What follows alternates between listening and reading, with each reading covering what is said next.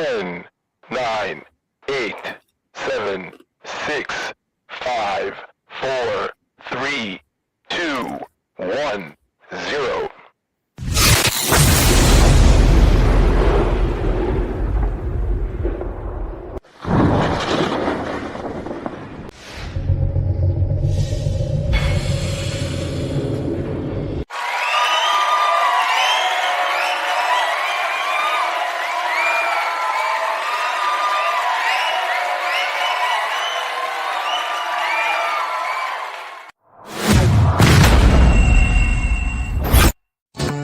The sophisticated, smooth operator. Unless you forget your manners. Podcaster extraordinaire. We are the Grizzly. We don't play games, we don't sugarcoat. If you can't take it, you shouldn't have never walked through the door. Grizzly maulings take place weekly. And as long as you keep it sophisticated, you won't be the next victim.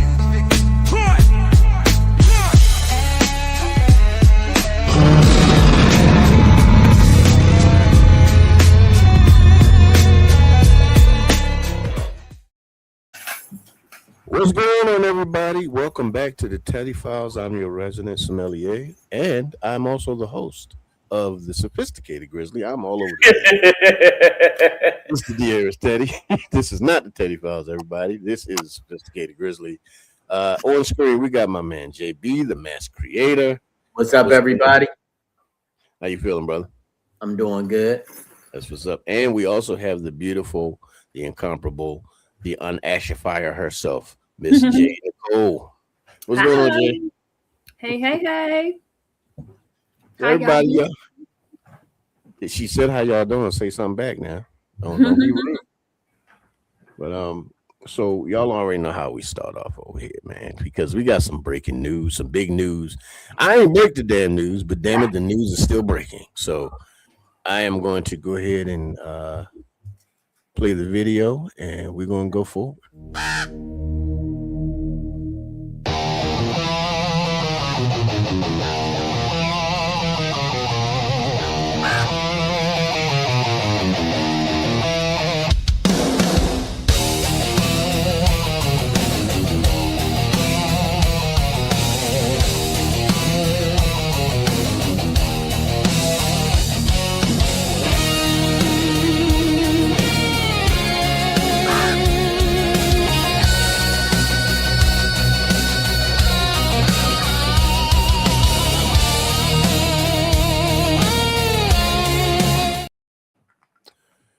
Well, everybody, this, of course, is the news break, and we talk about what is going on with our beloved team. For those of us who are indeed fans of the Baltimore Ravens, of course, this is not breaking news, but it is breaking news for the conversation over here on the Sophisticated Grizzly. John Harbaugh, the 18-year-long head coach, has been officially relieved of his duties. Or, you know what? He got fired. And but there's some people that are happy about it. Some people that are not so happy about it. I'm not happy anybody gets fired, but I felt for a long time it was time for us to go in a different direction. JB, what about you? What do you think, bro? I like John Harbaugh. I thought he was a steady person, someone who steadied a ship. Yeah. He was always the same person. Everybody expected him to always go out of his character, but after a loss, he was a hell of an interview. After a win, he was the greatest interview on earth. Mm-hmm. And I don't know anybody who gives a great interview after they got their ass handed to them, but so be it. He was a leader of men, and he was good at that, but after 18 years is sometimes people can just not buy into what you're pitching. And, everybody gives Tomlin all his credit for reinvigorating his team every year. But we've seen the same thing happening in Baltimore that's happening in Pittsburgh. And if they lose this game on this Monday, he may be canned. He may be right beside John Harbaugh. Yeah, but the whole idea is that I was supportive of my coach, but I know that after listening to all of the pundits and all of the discussions that, yeah, it was time for a change. I just think that the Ravens, to what I've seen over the last couple of years, have gotten very sloppy at how they take care of their business, especially on a managerial level. Yeah. If anything, they should not have allowed it to go out of the building till after the man who had been there for 18 years had a chance to talk to his staff and his people and let them know. Right. That was very disrespectful. And John Harbaugh may have been heated. Bisciotti may have been heated. But there's still a proper way to send an 18-year vet of your team off into the sunset, no matter which way you do it. Right. Right. Say it was a mutual agreement or something, or just, let the other stories come out later, but let him leave as the 18-year Super Bowl winning championship teams that he was a part of with some respect, and not just kick him out the door and tell his staff, oh, you fired down too. Oh, that staff needed to be fired. At first, it sounded like he was getting my man. I'm not talking about any of that. I'm talking about the fact that there's a proper way of doing it. There were coaches that were less tenured, but were given more respect to at least say goodbye and tell their staff what has happened and what has transpired. And just because it happened after a meeting that only lasted 45 minutes, I think that's not a reason that you can say you don't even need to talk to anybody. Just go. Is that what was said that they said to him? Well, basically, they told him that he would. Well, Bisciotti informed the staff that were present. Yeah. Or Eric DeCosta, I think. Yeah. And the team found out over social media, like most of us. Right. Well, DeCosta needs to be relieved of his damn duties too, but that's a whole different discussion. So what did he get fired for? He cannot get over the hump. He gets in his own way. The catalyst of it was him not being willing to do away with Todd Monken. It wasn't like he was trying to keep Zachary Orr, because that wasn't a deal breaker. But from all of the sources that have been reporting it, he wanted to keep the offensive coordinator Todd Monken in place. And from what they were saying, Todd and Lamar don't get along well. Lamar's a respectful young man, so he did what he was called to do, which was play football for the team. But he definitely did not like Todd Monken's coaching style. Yeah. Okay. But it's gonna change now. He had some of his best numbers under Todd Monken. Exactly. That's my entire point. Like, you had a should have been MVP season last year. Hell, in all honesty, you had your very best season of your career last year. This was a bad year. So he was playing angry. You know what? I don't know if he played. I think he played hurt most of the year. I don't think the game plan. I think what happened, and it's what happens to a lot of not all of them, but a lot of offensive coordinators. When the game is too close, they panic and they start doing unconventional stuff that the team ain't built for. So our team is not built to throw the ball first.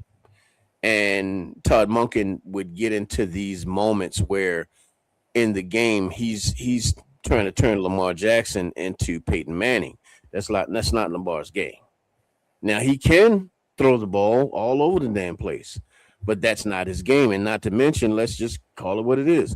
We don't have the horses to do that. We really don't. We don't have the guys, the receivers. Like, I love Rashad Bateman, but we can all now see that Bateman is not. I love Rashad Bateman, bro. Like, last year, he had a hell of a year. I thought it was going to progress this year. He had 9 touchdowns last year. 9? He had 9 touchdowns last year. He had 700 something yards, but he had 9 touchdowns. For number one? Hey, there's a lot of number ones that didn't score that many touchdowns. There's a lot of It's number very ones. space for me right now. I know, Jay. It's his face. He like, yeah, okay. But I mean, I understand Pro Football Focus had him ranked as the most open player on any given team for 2 years straight. It gets open. That wasn't this year. And that's the thing. Because he was hurt, Lamar was hurt. Mm-hmm. Yeah. Lamar was hurt. The offensive line was trash. The offensive line was absolute trash. And in all honesty, if I'm the owner, which I'm not an Italian white man with billions of dollars. But if I was the owner, the first thing I would say to my general manager, which is Eric DaCosta, stop trying to get bargain basement players. We are not going to win if you continue to get these and believe it or not, and I think another reason Harbaugh was let go is because he had a lot of influence in the guys we brought into the building. And if you look at a lot of the guys he brought into the building as far as who we drafted, not who we picked up from other teams, who we drafted, all of them are just kind of like just lackadaisical, milquetoast, just kind of, okay, I play football. And they didn't have that they don't have that, like, that damn dog in them. They don't have that growl in them, But he wanted Zay Flowers. He wanted Isaiah Likely. Because that's the thing. Wait a minute. So have you heard Isaiah Likely talk? Yeah. He's probably the most subdued young man speaking. He gets a little rowdy when he plays. Yeah. He's not gonna do what let's just say I can't believe I'm about to say this man's name, but Travis Kelce. He's not gonna do what a Kelce does where he gets the team fired up. We don't have a lot of those guys. We have Roquan Smith, who I believe everybody's tired of listening to. Not to mention listening to him because his play doesn't match his mouth. And that's it. His play is not matching his mouth, so nobody want to hear it.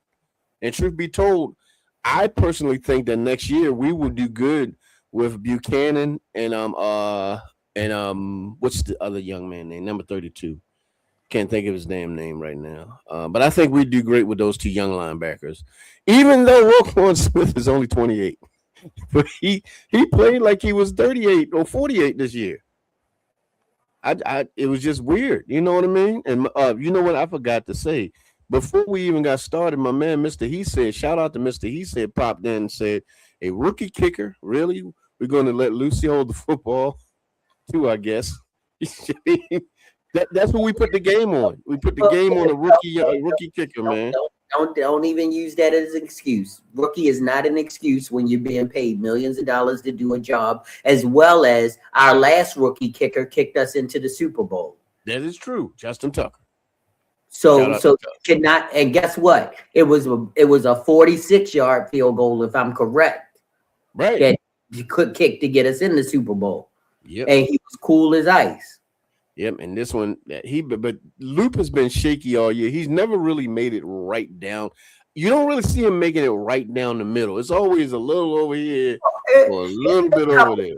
Right down the middle when he was standing in the middle of the field doing practice.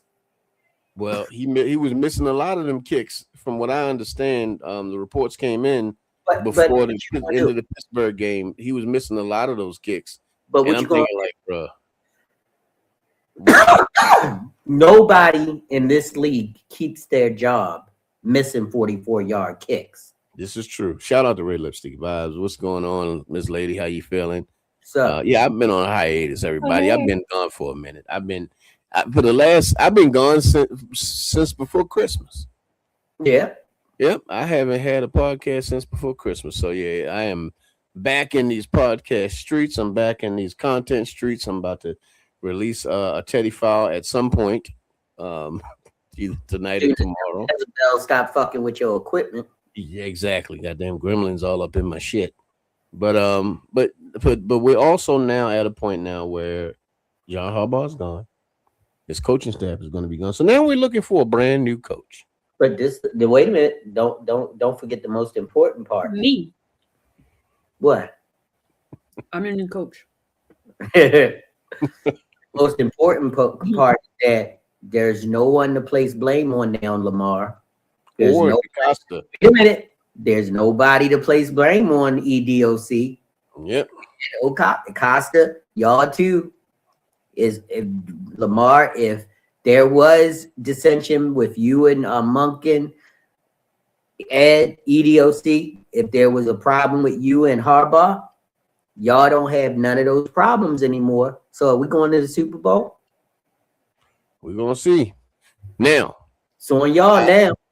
I have 3 coaches in mind that I would like us to get. But you know, I don't know if they ever watched the the Sophisticated Grizzly. Y'all should though. All the Ravens should watch the Sophisticated Grizzly. Matter of fact, everybody send this out to one of the Ravens or all of the Ravens. Tell them come watch the Sophisticated Grizzly. I'm talking some good stuff. Make me your new coach. I got you. Don't make Jay your coach. She don't know football. I can YouTube it. I'll figure it out. Don't do it.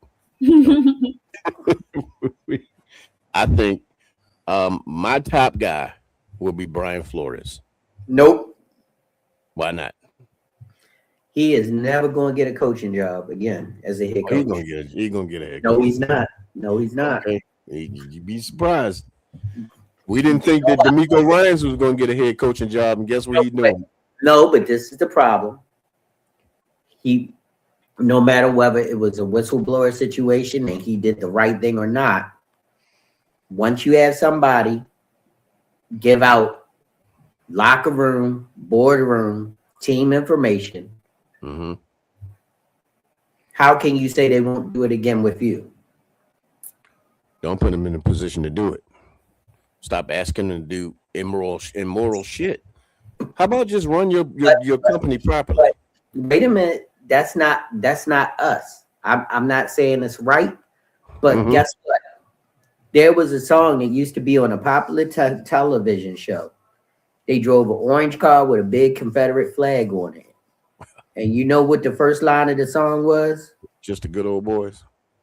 Never meaning no harm. They don't want nothing to harm their business. And if you're a whistleblower to them, you have broken the pact of the sanctity of the NFL shield. Then why would he be allowed to be a defensive coordinator then? Because you could keep him at arm's length till all those court things are settled, and he's not going to be made a head coach.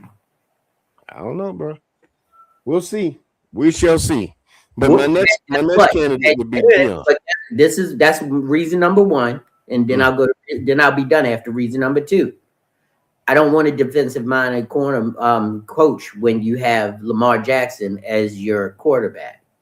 I want a defensive-minded coach because we have Lamar Jackson as a quarterback. You need an offensive-minded coach because was the offense the problem, or was it the defense? No, the defense was the problem. We had no line, so that offensive line. We had no line. And if you're going to score points and you want your quarterback protected, our quarterback got hurt more than once. Well, look at it like this. How many times this season had Lamar scored 40 points, 30 points, over 24 points? So they could score even with that offensive line.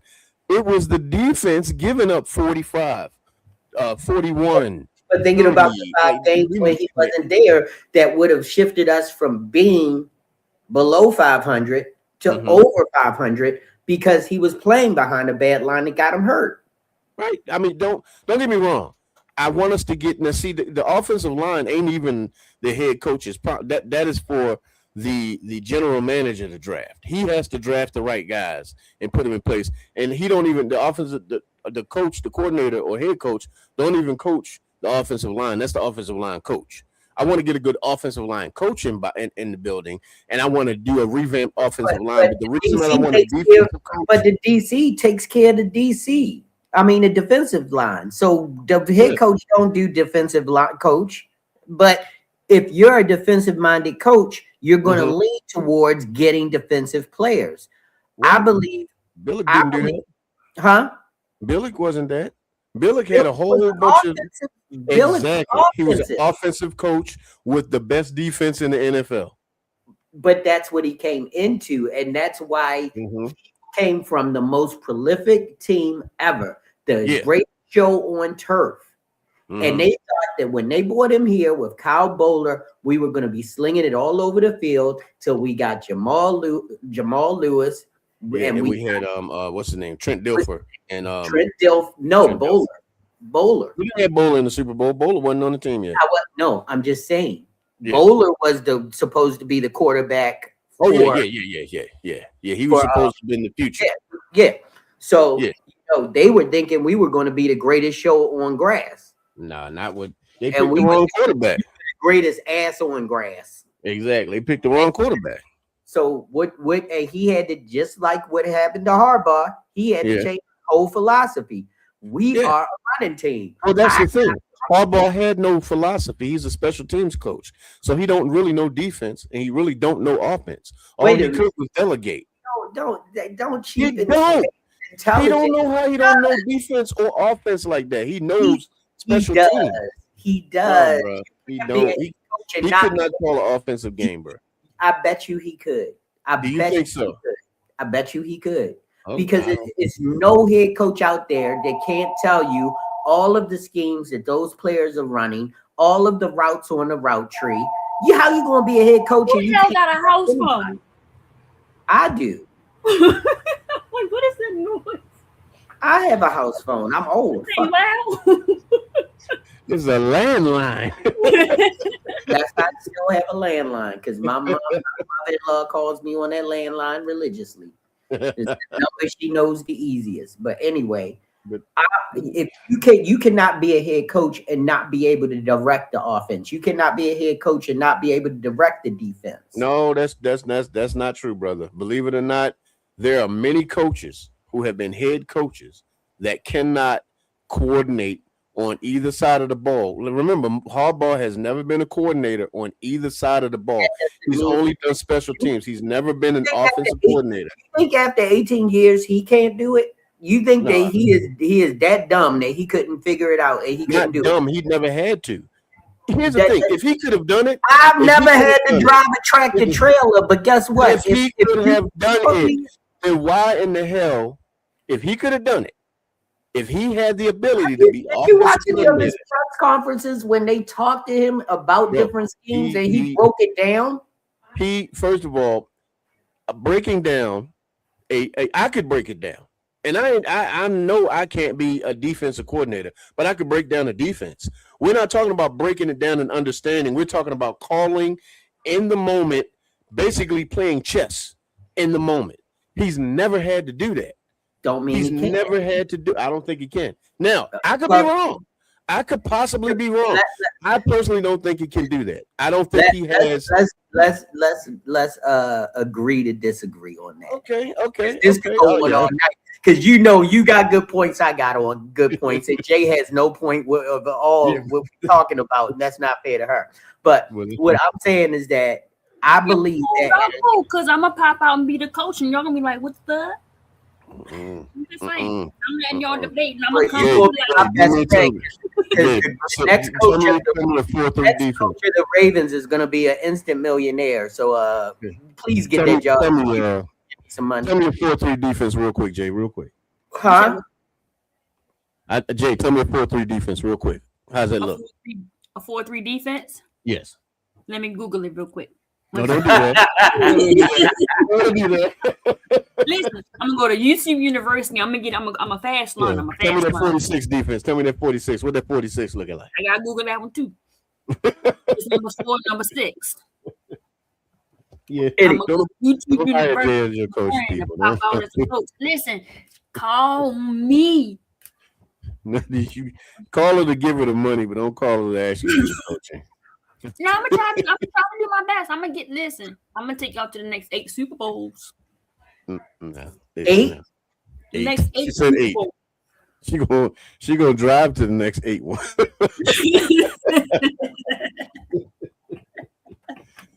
You know what? I think we'll have further discussions about the Ravens and their coaching prospects and Super Bowl But prospects later. can I do But something right there? what's up, bro? Thank you, John Harbaugh. You were our Oh, coach yeah. for 10 years. We respect you for being the leader of the team that won the Super Bowl. We know that you weren't the architect of any of that team, but you came into this situation and you coached them men up enough so that they were able to get through and win that Super Bowl. To me, whenever you come to Baltimore, you should have free crab cakes wherever you go. You will be in the Ring of Honor.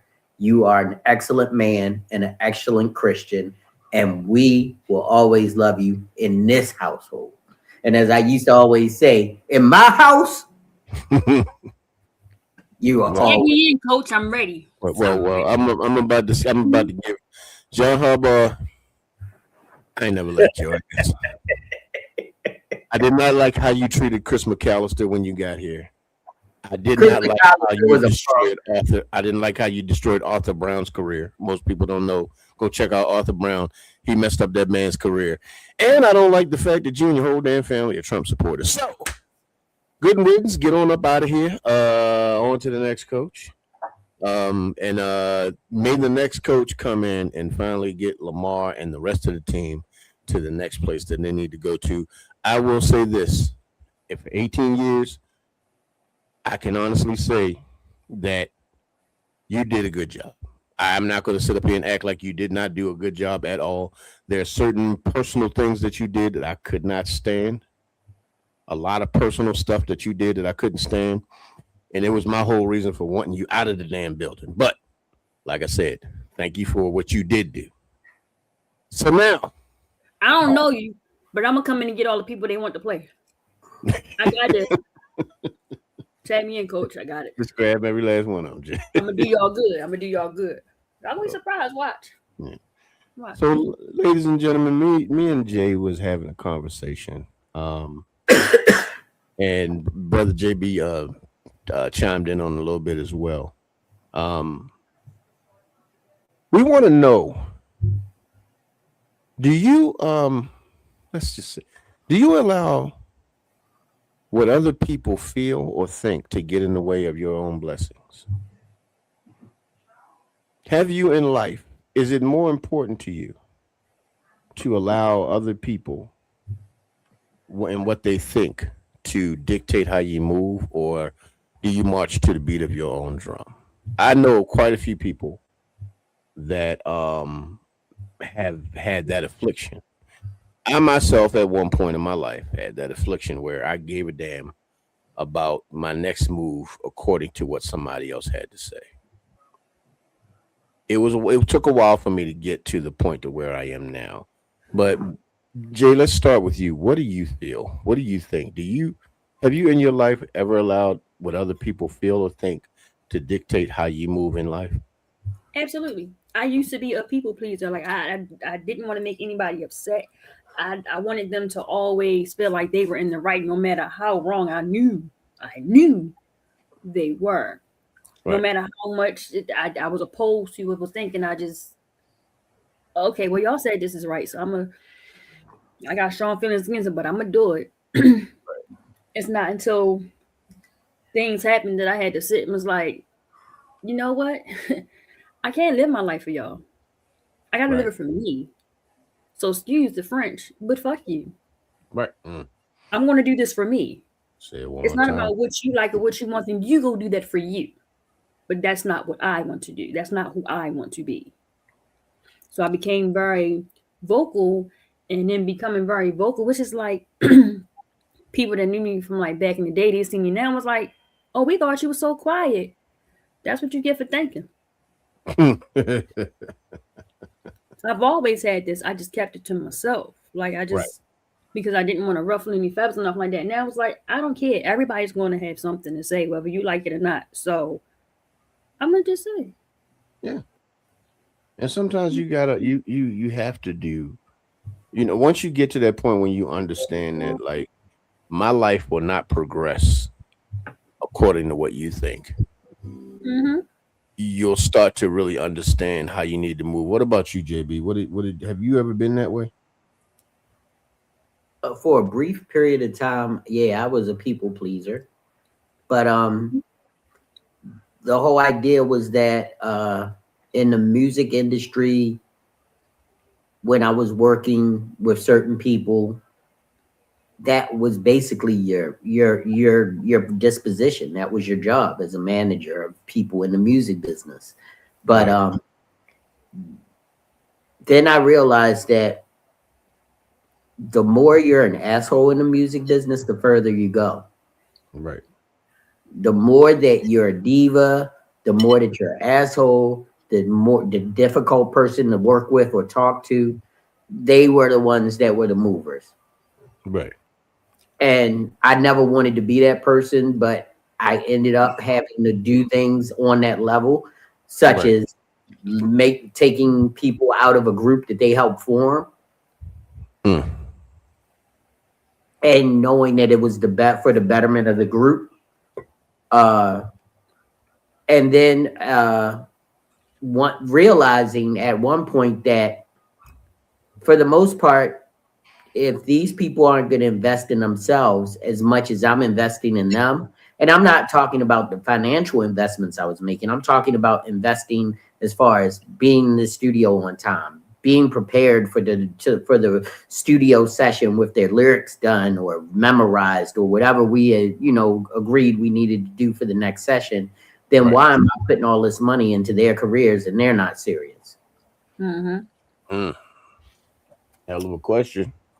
Damn right. At one point, my company put out $250,000 supporting groups. Not just my money, my partners. I had partners, but the whole idea of over $250,000, and all of the artists during that time were offered contracts from large record companies, and none of them signed on the dotted line. Wow.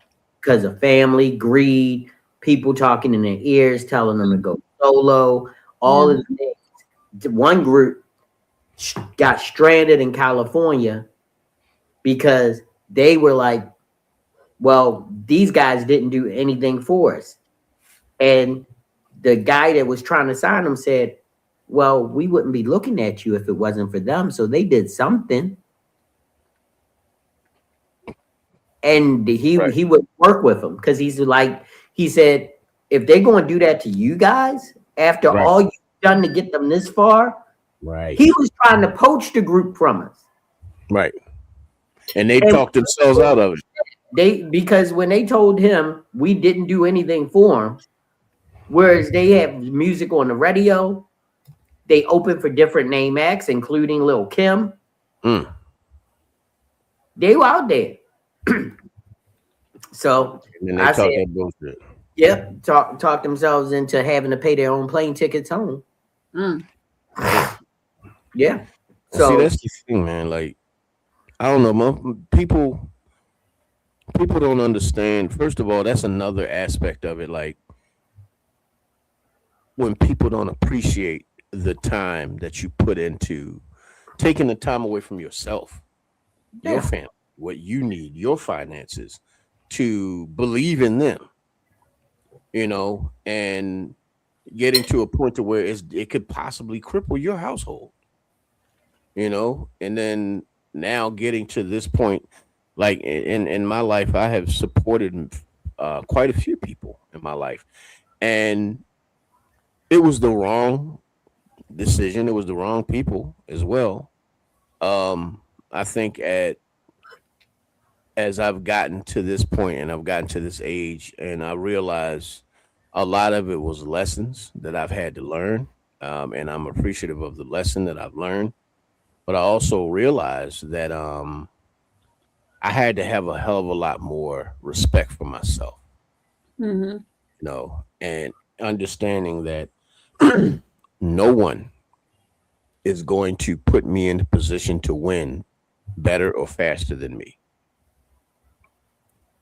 Because let's just say I decide to go with, like you say, JB, a record company, or go with somebody who's like a manager. I'm making that decision.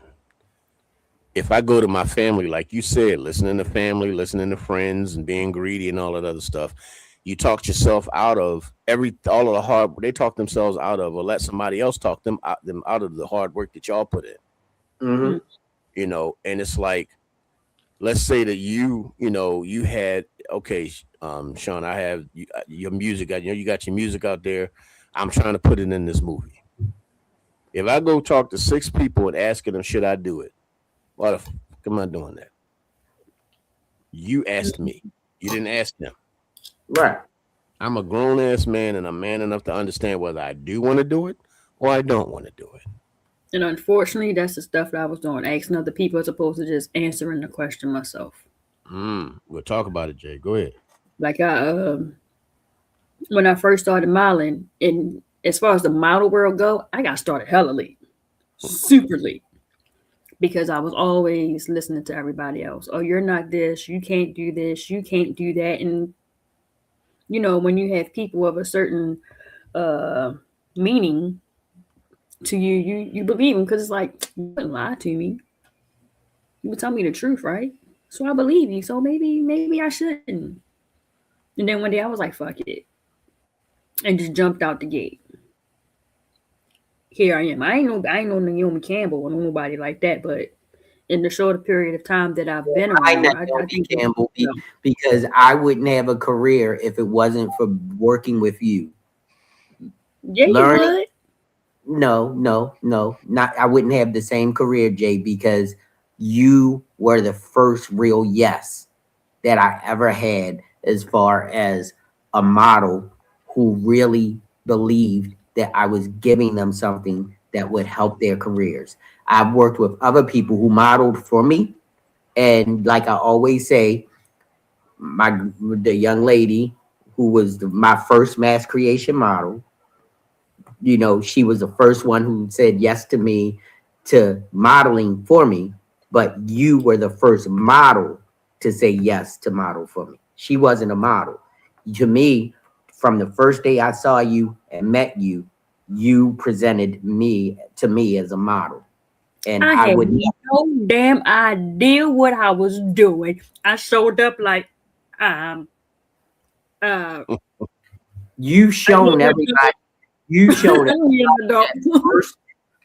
everybody the first picture that I've taken of you, and so have I. And from that first picture, if you couldn't see that this young lady was a model from across the room with all the curmudgeons that walked in after her. Listen, you have no idea. Oh, first time I met you at the studio, I was like, that's a model. First time I met you. I didn't know that it was going to go anywhere.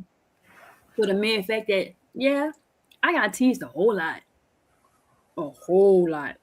Like, bad. Teased a whole lot. To the point where I dressed like a boy. Like, I didn't want you to see nothing. I'm wearing big hats, clothes, all of that. Like, I'm trying to blend in with the tablecloth. Because how bad I was teased. So doing that with Jerry the first time meeting him, that was my first time jumping out the gate. Like, what's the worst that could happen? Yeah, my feelings will be hurt, but at least I said I tried it. Right. You were the best. Yeah. Her first day she was the best one in the room. And how many years later is that now? We're not saying out loud, but and how many photos? How many years later? How many photo shoots? How many different photo shoots? How many different photographers? How many different magazines? How many different? I mean, let's just call it what it is. You did what you did. I'm gonna say it out loud. Almost 20 years. Yes, there you go. Hey, just to let you know the impact you have. A young lady, her first day in a real studio was today with me. And she said, I saw a picture of you, and I'm talking about you, that you took. And I was like, who is that? And then secondly, who took that picture? And Pooh was there. Pooh is my niece that does makeup for me. She was like, oh, you mean this picture? Because that was the picture that she did your makeup for. One of your first cover pictures that you ever got with me. And she was like, yes, isn't she so beautiful? Talking about you. I don't know about all that beautiful stuff. You jaded me, but Chill on me. Don't come from my net like that. no, I'm not. you my you family, so I don't be sexifying who you are. You Yeah, you are. I can't say that other stuff. No, she better than I. I She better than all right. I'm not going to do it that wrong. No. She better than all right. Yeah. But what I'm saying is that she was so gracious. God damn. Twice, but she was so gracious at the fact that she was, able to work with somebody who worked with you. What picture is this? What picture was this? Hey Jerry, you know I'm gonna make a song out of that phone tonight, right? Yes, please do. It was one of the first covers we did. Yeah. The first cover we did was for the magazine, for the swimsuit calendar that you did yourself. No. I'm saying magazine cover. Oh. Was it the one with the big ring on? Or Rochelle did. It's the other one. It was the one with the jean shorts. Oh, with the ponytail fro. Yes, I believe that. That wasn't my first cover though, or was it? One of your first covers with me. Oh. Yeah, I know you're talking about. I had the leopard boots on and stuff. I like that picture. Guitar. Yeah, that was nice. Yeah. So she. Oh, thanks, honey. I don't know who you are, but thanks, sis. 18 years old, fresh out the gate. I sat her down and had a come to Jesus moment with her. Don't get naked, sis. Don't get naked. Don't do it. That was the first thing that I said. I said, you need to stay with beautiful young lady. Like just her digitals before she got makeup on were phenomenal. I mean, I was like, she could do this. But I said, first thing of all, your comfort zone is your comfort zone. For me, and I told her straight up, your comfort zone should be beauty and fashion. And anybody trying to talk you out of your clothes, you need to say no to. At one point, they wanted me to do fitness. I was like, really? All right. Well, Jay, you had a 6-pack and you be sitting in a damn dressing room eating a chicken box. And still, I wouldn't have a 6 at that point. I would just have a 4-pack when I got finished. Oh Lord. Say, excuse me, go out in the hallway, burp, and there's the other 2 back again. There it is. Anybody in the chat right now? I went for burp rather than fart. So, Yeah, I want to ask anybody in the chat right now, have you ever been in a position where you've allowed other people to dictate how you move in life? Where you allowed what other people think to dictate the next move that you make? If so, let us know what it is so we can get into this discussion a little bit further. But doesn't that put a stranglehold on what you can become and what you can do if you're a pleaser? Absolutely. It shuts it down. It shuts it down because all I'm now doing is living to make sure that you approve of what I do. That is the next thing that I do is what you approve of. Like I'll tell you, let me tell you this story real quick. And God rest her soul. I love my mom to death. And even though she was right, and I will always say that, there was a few years ago, I was working at the same place I'm working at now. I won't be mentioning the job, but Chicken George. I was ready to not even close. Hell no. But I was actually given a proposition by one of my family members because we were both in the kitchen and cooking and things of that nature, and he wanted to transition from the kitchen he was cooking in into having our own catering service. And me personally, I was ready to jump out the window and just start doing something because everybody knows that I always want to do my own thing. I've never wanted to work for anybody else for as long as I have. Now, I don't get me wrong. I'm appreciative and I'm blessed to have a job as long as I've had, but I've always wanted to be my own boss and have my own business. And when that opportunity came, the first thing I did was call my mother and ask her, what she thought. My mother's words were, and I quote, Don't be foolish. You have a family. Don't you lose that good job with those benefits. And at that moment, it crushed me. It did. And it crushed me because it sounded like, even though that wasn't the case, in that moment, it sounded like she didn't believe in me. Nope. Now, as I gone on years later, as you know, when I really think about it and use wisdom, that was the best decision that could have been made, and it was the best advice I could have been given. But at that moment, I didn't see it that way. But I also understand that for so many things, that is how I moved. I let other people tell me what I think I should move, how I think I should do, or just allowing other people's fears to cripple the moves that I make until I got to a point to where one day I said, "The hell with that. I'm gonna do what I want. And if it don't work, it don't goddamn work. But at least I made the choice. I made the decision." We got my man Rich in the building. But you know what, Grizz? The whole idea is that there is a difference between sound doctrine and pontification. Mm-hmm. You can, if you don't have, and this is the restaurant business, as everybody, I don't know how many people know, I spent over 20 years working in the restaurant business. Right. And every restaurant that was successful that I worked in had a 5 to 7 year plan to close down. You know why? Because restaurants, every restaurant has a shelf life. Right. Just like the most successful clubs that ever were built never stayed open. They always closed at some point. Because in order for you to have a successful business in the club industry, it's got to hit. It's got to hit hard. You keep a track record for 2 to 3 years and you shut it down. Otherwise, after that third year, your clientele is going down. You're not the hottest spot in town. Somebody else opened up a spot and they only got 3 bars. You only have 2. Right. You know, somebody is always one-upping you in that industry. So you have to have a shelf life for a restaurant. Unless you're like a Wolfgang Puck, who has a signature restaurant with a signature dish that everybody in the world will come to California to have that dish at least once in their life. Right. Like Gordon Ramsay and his steak, his beef Wellington. Beef Wellington, yeah. As long as he has a restaurant, he is going to sell beef Wellington because that's the dish that everybody is going to gravitate towards.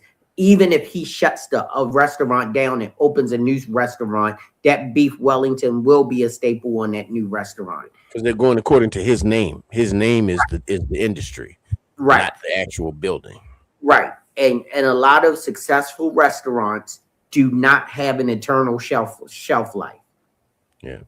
Even Tavern on the Green shut down.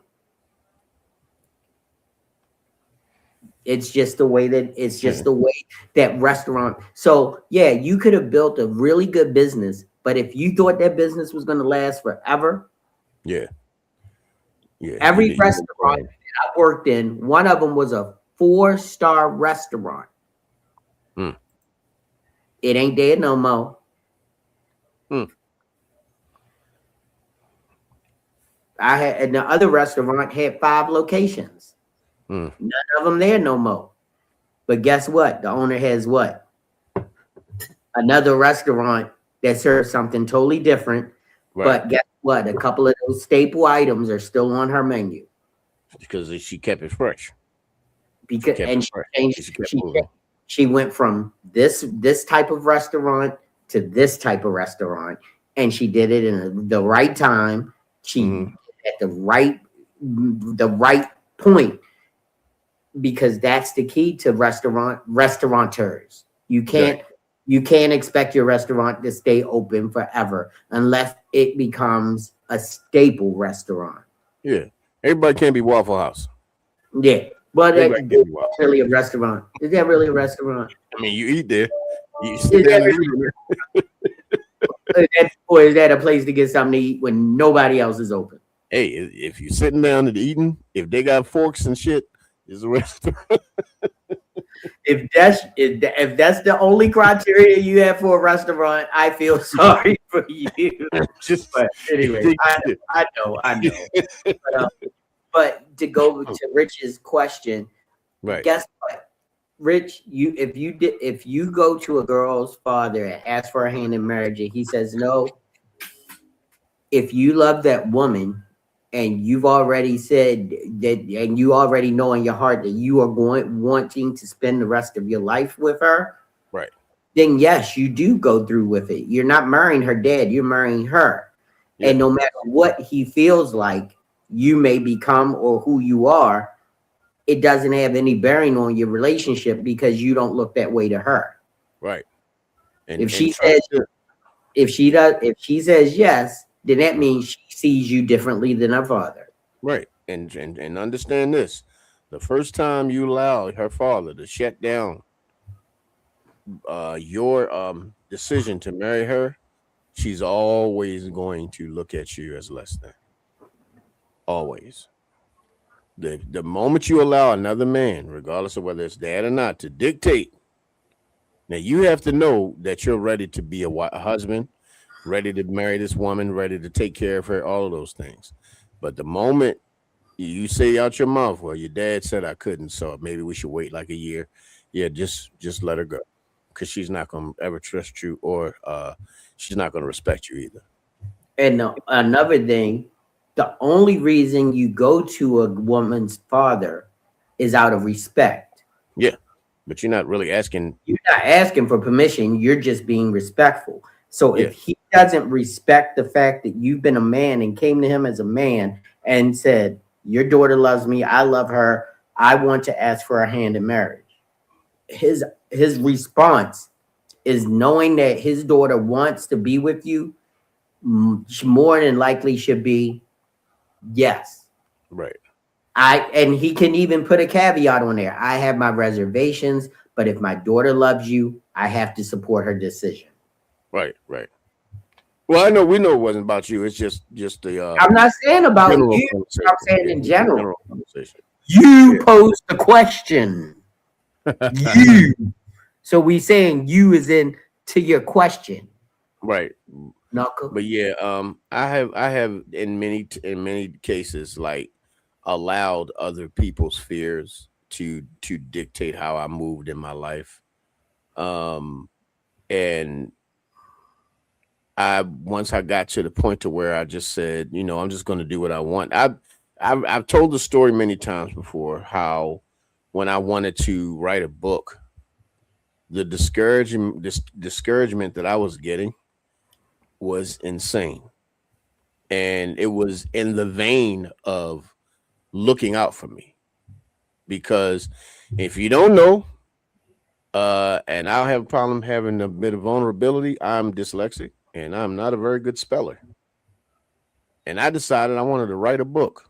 That is not the best formula for writing a book, but I had a story to tell. And I told my story. My book is officially published right now, and I am working on getting my second book published. So that is in the works as well. I remember when I was being discouraged about starting a podcast, because the first thing that came out the person's mouth was, do you know anything about a podcast? Do you know anything about broadcasting? Have you even talked on a microphone before? I mean, all of the questions that were posed to me. Now, they were done under the veil of love, but it was fear on their part because it was something that they were afraid to do. The moment that I stopped listening to other people's reason why I shouldn't, I became fearless. I'm not afraid of doing any damn thing. When I started the podcast, I've told the story several times. Both me and my homeboy's phones were broken. I think he had like a crack on the side of his phone and I had a whole cracked screen. And that was in 2017. It is now 2026. And I'm still on this podcast. I was told about when I was trying to do the fragrances. I was told there's too many people out there doing it. Why you want to do it? Like, you just copying off of other people. You didn't. Fragrance Channel, almost 1,800 followers now. So I'd stop listening to people and living underneath their fear and the thumbprint or the heel of their fear a long time ago. And so my advice is, what does your heart tell you? Listen to that. Your heart is telling you, and don't get me wrong, you're not going to get everything right. You are not going to get everything right. There's going to be things that you're going to get wrong. I mean, years ago, I gave up on my dream of being in music. This summer coming up, I'm going to release a CD because I stopped asking if it was okay for me to do it. Like when JB, you told the story about opening your studio. Let the people know you didn't ask for no permission. You went on and did it. You know, it's so funny. I just want to add this caveat because it's funny when you don't even know. Like my wife, she actually asked me the other day, so what is it like working for yourself? I said, it's the most amazing, scariest shit in the world because everything I do is predicated on me doing a job good enough for people to come back or people to refer me to other people or people to want me to do something for them. Right. And I said, sometimes when I'm getting close to the beginning of the month and I got to make that check, write that check, I don't know. I'll be like, is this the last time I'm going to be able to stroke this check? Am I going to make it through the next month? And like I said, and just when you think that, all of a sudden the phone rings or I get an email or I get a text and that says, hey, we need you for this. I want you for that. Can you do this? And I'm like, well, we good for another month. Right. Because I'm unlike most people who would put all their eggs in one basket and not have an egg to sit on. I can't live like that. But I also have two caveats to me running the studio. One, if it ever affected the lifestyle of my wife negatively, this studio will close down. If I had to sacrifice paying for my studio over paying a bill at my house, the studio will be done in record time. Because the stability of my family and my livelihood to this household is way more important than me taking pictures of somebody ugly ass baby. Sorry. Baby gotta be ugly.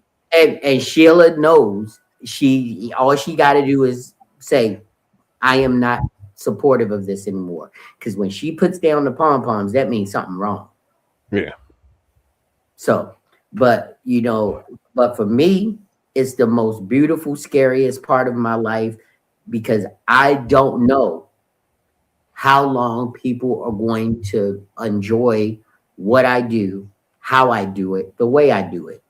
And now they put a picture that I took of them that was HD, a super amazing picture, put it in an AI machine and clone themselves and use my picture to make a million more pictures of them that ain't them and never will be them, but it's good enough for them.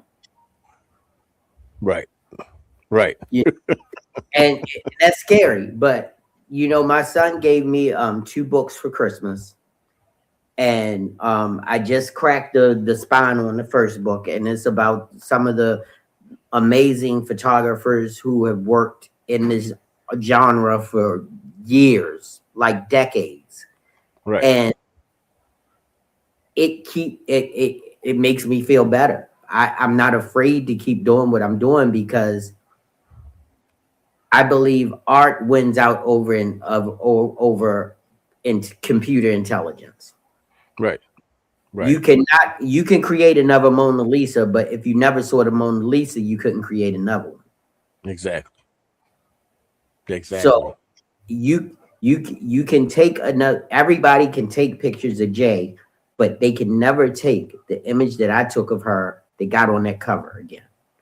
No. Even if they had the exact same Jay, she's going to be a different age. She's going to be a different body shape to some extent, not much, because she's pretty much the same person.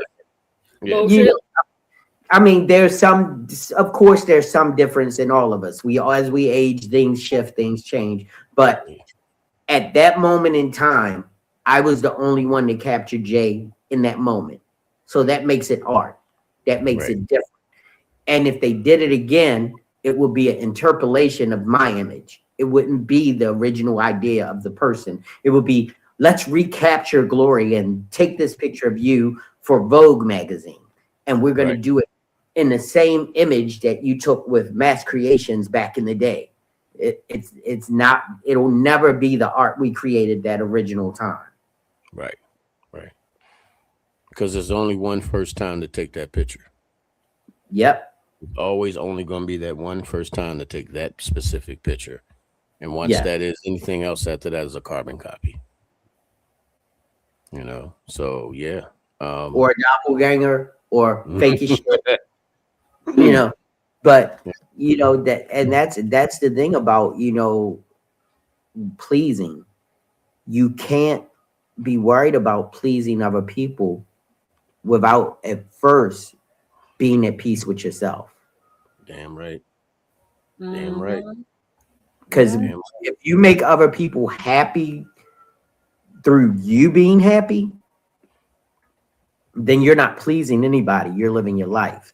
But if you're trying to please them, to make them happy, to make yourself happy, then you're a pleaser, and you need to stop that, because at the end of the day, everybody's going to be happy except for you, or either your wallet, or either your house, or either your car. Something is going to suffer from you trying to please them and sacrificing from yourself. And here's my question, and this is a question that anybody who thinks that way and moves that way. Are you pleased with your pleasing? How much does your pleasing please you? Only in bed, baby. Only in bed. Yeah, damn right, baby. But that is the only time where pleasing someone before you get pleasure is supposed to be apropos. Right.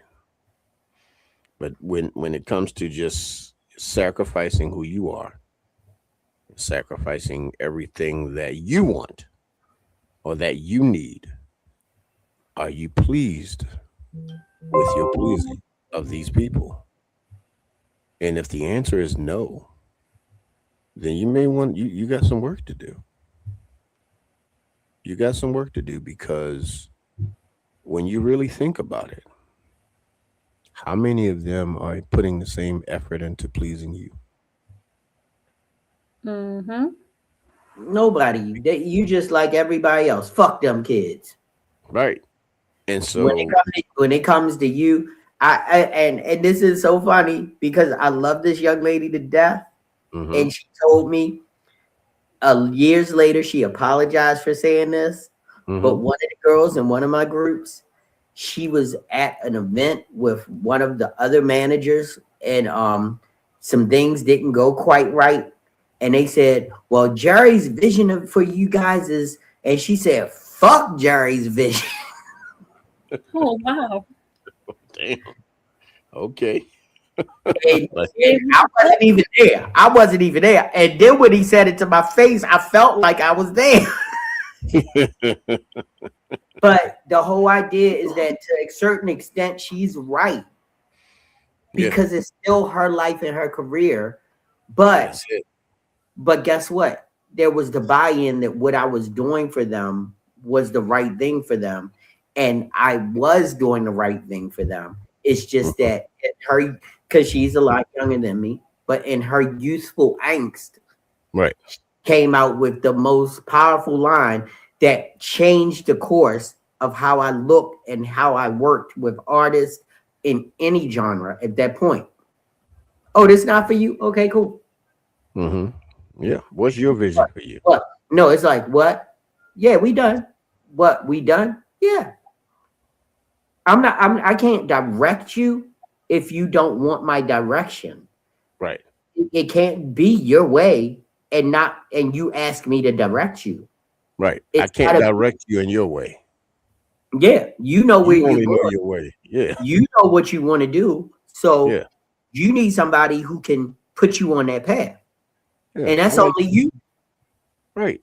I like to tell people I can't read your car's GPS. I can only read mine. You know? So I'm sorry. If I'm sitting in my it was car, I can't see so your car's lesson, direction. but it was a well-deserved lesson because even though that group fell apart, the persons that came from that group all are successful in their different ways. That's what's up. That's what's up. So I also have so recently, and of course I will never name the person.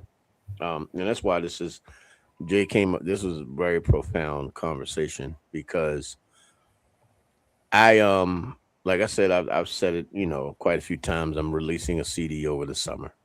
And I have been really like getting into the music and the specifics of what I want my sound to be and what I want certain sounds to, because I don't have a boxed sound. I have a lot of different things that I want to do.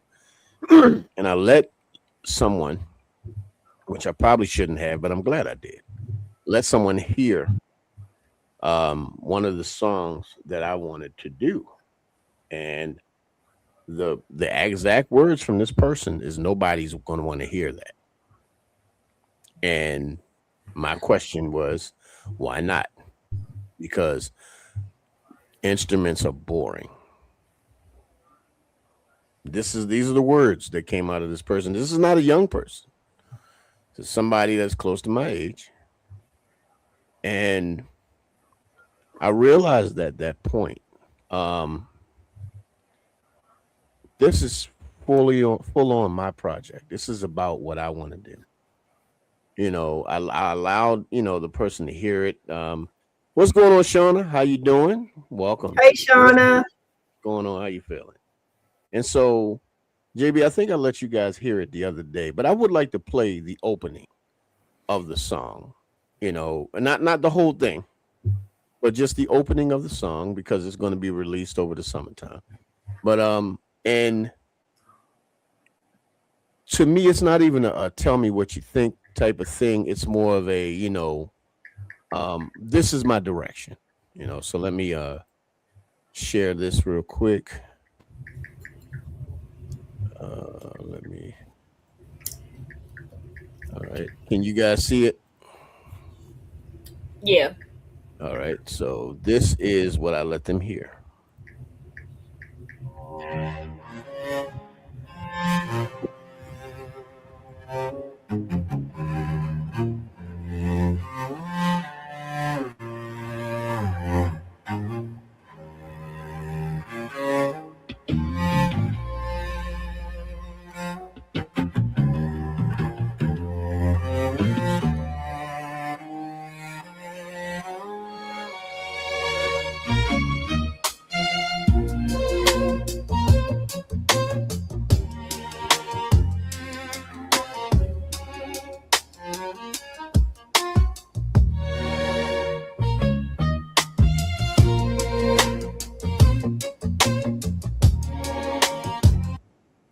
So just a sample of That shit is fire.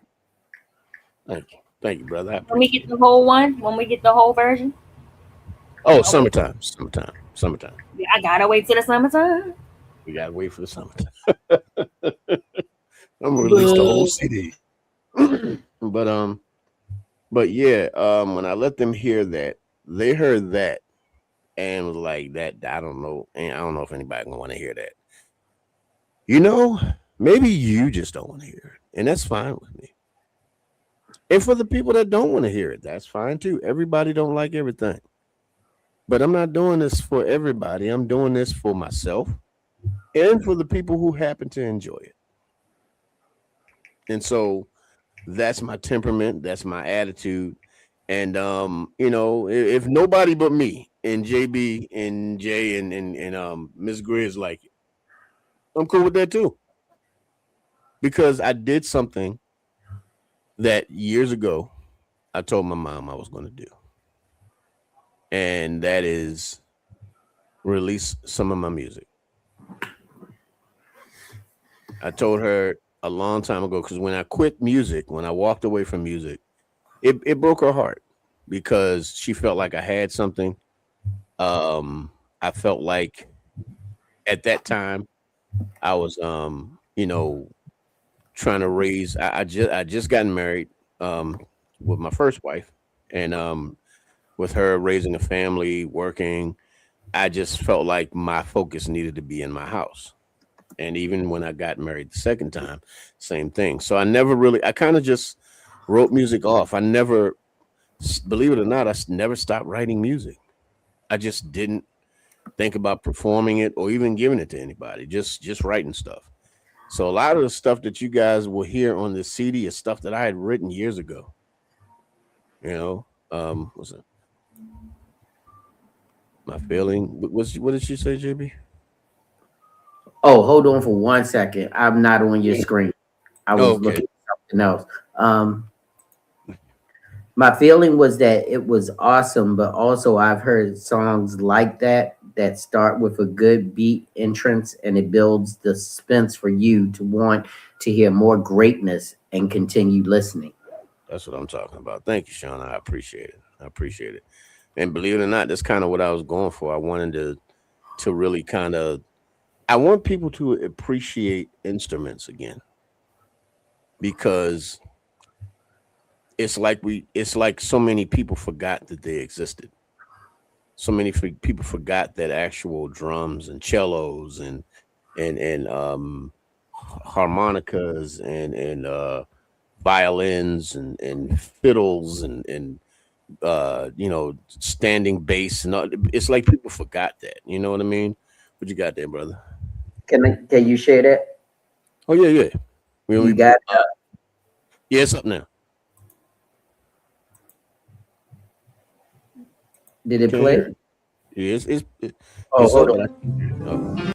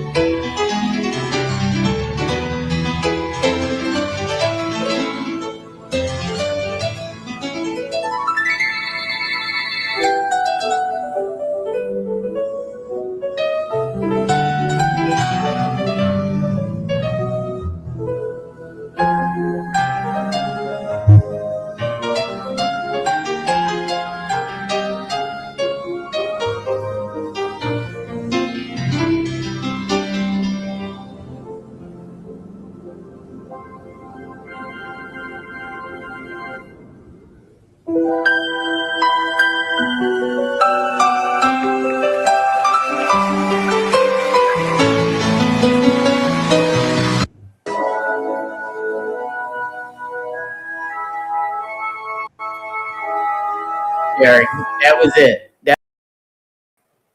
But that entrance to one of the most iconic Earth, Wind, and Fire songs ever, Fantasy. Nobody's ever done anything like that. That was done live, avant-garde, and guess what? It was amazing. I heard that. It's amazing how shit ties together. I was sitting in my office earlier today and I heard that. And of course, I don't know, the video jumped, but it goes in a bump, bump, bump, bump, bump, dun, dun, dun, dun, dun, dun. You know that. Every man has a place. That it goes right. Yeah. And he did that because they asked him to do something off the cuff to bring the song in. Wow. Music, even a piano by itself, is a powerful instrument. Oh yeah. What that shows is that your intention on bringing your song in that way is not willy-nilly. Right. It's intentional. It has purpose, and it will bring you into something that you really want. Right. People pay attention to. So and see that goes to you, brother. I don't know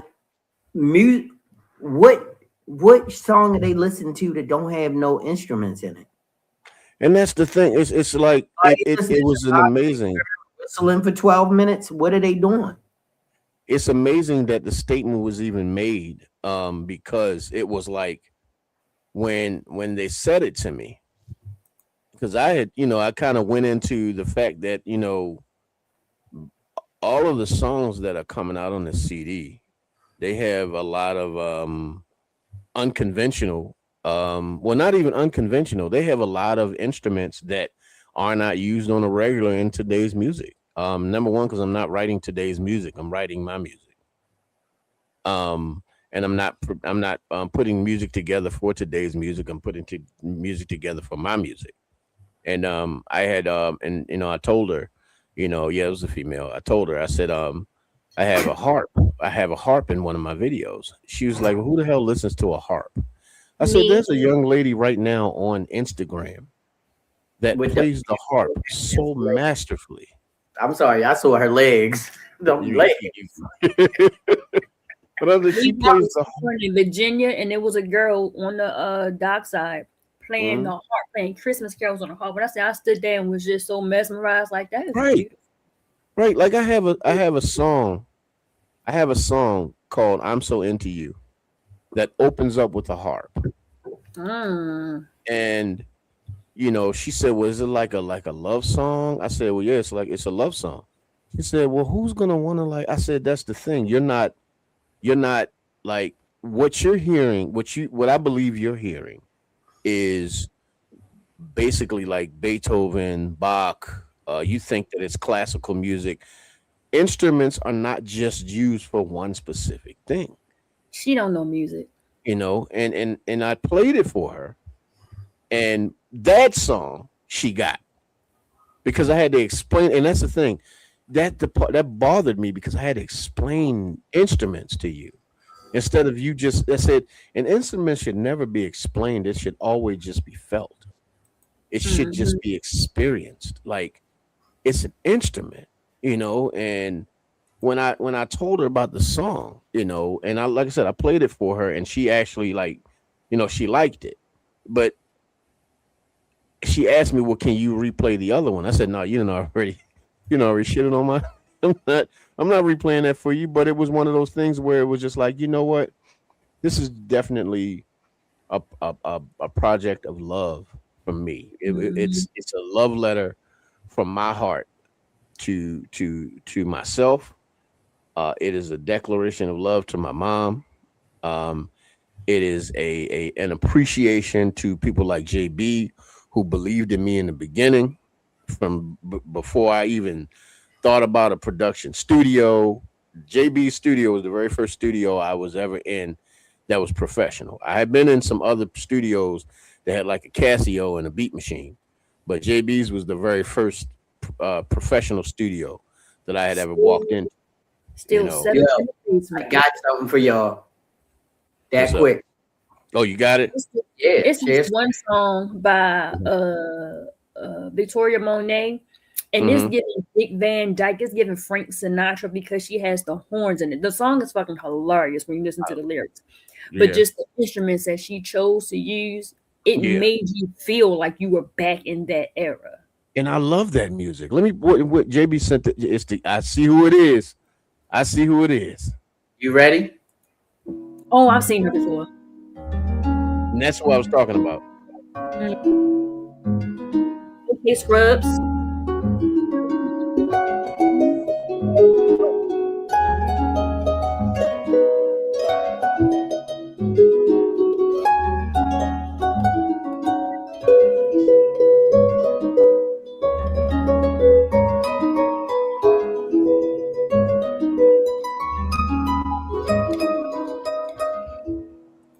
say that is talent. Not only did she keep the melody going, but then she Right. came with the harmonies to the lyrics.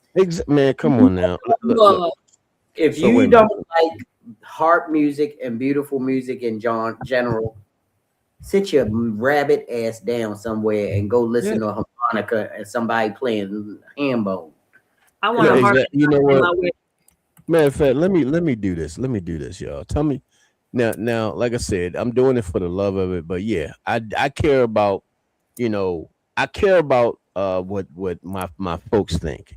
And I know that they would always tell me the truth. It wouldn't be in malice.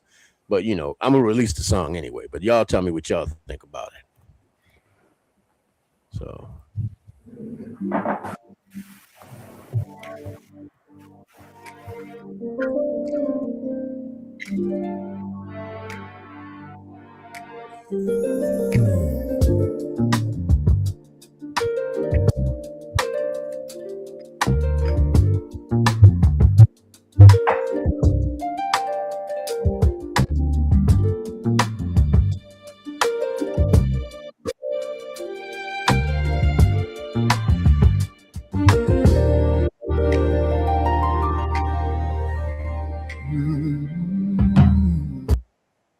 and that is the beginning of that song. That's fire, bruh. Let me tell you one thing. Keep your passion going the way it's going. I am very much waiting to hear what you do with this album. Thank you, brother. I appreciate it, man. I appreciate it, brother. Because the key to it is, if you don't know Grizzly's lyrical prowess and how he writes songs, it don't matter what the music says, you have to listen to them damn lyrics, because he gonna hit you over the fucking head with some, I mean, just from the first song you ever sang, I can feel the walls of your love surrounding me. I can taste your love. Come on. I know, I remember the rest. You are my fantasy. But I was just saying, it's like people don't understand that what you're doing is not something that's just AI. It ain't. No. It ain't I. That's what it ain't. It ain't I. It's me. It's you. It's me. It's you. And a lot of people don't understand that about music. I was gonna send something to you, Grizz, a couple weeks before Christmas, because I wrote a Christmas song years ago. Right. I've never let anybody hear it. Okay. And the reason why I've never let anyone hear it is because I don't know. I've just never released it. That could be the song that could set my music career on fire. And maybe I'm afraid. I don't know. Right. But it's one of the, how it's one of those things where it's not like an unfinished symphony or something like that. It's finished. The song is done. Right. Been done for years. And I'm the only one that's ever sung it. And I've never let anybody else hear it. And you never thought that you wanted to release it? I came close this last 2 weeks ago. Remember I said I might send you something. Remember we talked? Right. I send you something. I got something I want you to hear. And I just, dude, I have remastered this song 15 times. Right. And I'm not talking about like one remaster. I'm talking about doing it over and over again 15 times. Wow. At least. That's a lot, bro. But it's the same melody, same chord structure. It's just, as I've gotten older, I've gotten better. Right. And it's like this. Have you ever had that one in cake or that one item that you cook and you always felt it could be a little bit better? Oh, hell yeah. Hell yeah. And you was like, it's okay for me and Mrs. Grizz to eat this, but before I take it to the family, I gotta find out what that one thing is. That's how I felt about that macaroni that day. When? Oh, that's how I be feeling about my sweet potato pies, Jay. It's one ingredient I feel like I'm missing. Let me Well, tell you. it was though. You know what it is? It's not endless. Because when that shit came to an end, my wife was very upset. That You've part. got to make an endless pie. That's how you make it. Oh, did you Like have to you leave take a slice out the next morning, that slice remakes itself. You got to make an AI pie. Oh shit. What you Now, saying, Jay? I'm sorry that I've never ever had one because it's not something that I That's not your partake in. thing, bro. Yeah, but the smile on Sheila's face when she was eating that sweet potato pie was priceless. She was happy as fuck. That was shit. She liked that better than the gift I gave her for Christmas. Oh wow. Okay. Well, I did want to for one last time because we're now into the new year, and I'm praying that this actually becomes a staple for the holidays. But I definitely this is for inspiration from my brother JB. You got to put it out there, bro. I'm Sora 2. Oh no, you're not Sora 2. Shut up. No, I was about to say, oh, what we have here?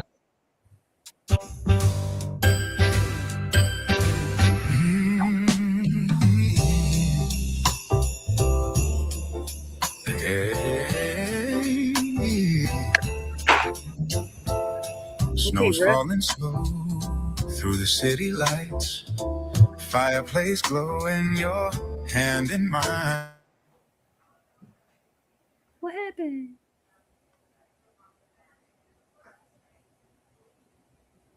It stopped playing.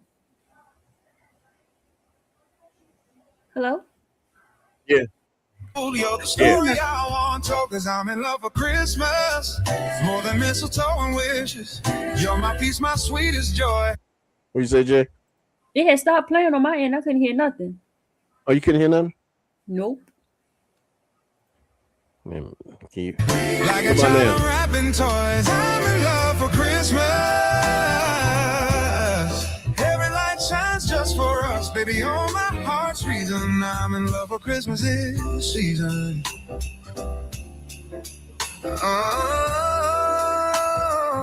Oh, we're dancing slow by the silver tree. Hot cocoa steam and your eyes on me. Every flake that falls just seems to say. We ain't gotta listen to the whole thing, but No, that was a hot Christmas song, bro. For real. thanks, bro. Thank you, man. Thank you. That's not movie. What movie? Hot Christmas song? Let me think That of a would, title. that would be a bang ass movie though. But that's the montage. That's the song playing in the montage of them getting ready, trying to get to wherever they're going, or the intro. Okay. Mhm. Yeah, I ain't gonna lie. Like, if anybody don't know, When if they you try hear- to get to the Christmas bazaar and he going to propose to her, so they getting dressed. right, Mhm. Mhm. And then But you if see him in anybody the don't- car. And he's arriving like on a horse and carriage. but if anybody don't know, when you hear this CD coming up, if you hear songs that's about love, if you don't know, you're about to know. It's all about Miss Grizz. It's gonna be And another face off. What's up? It's gonna be another face off.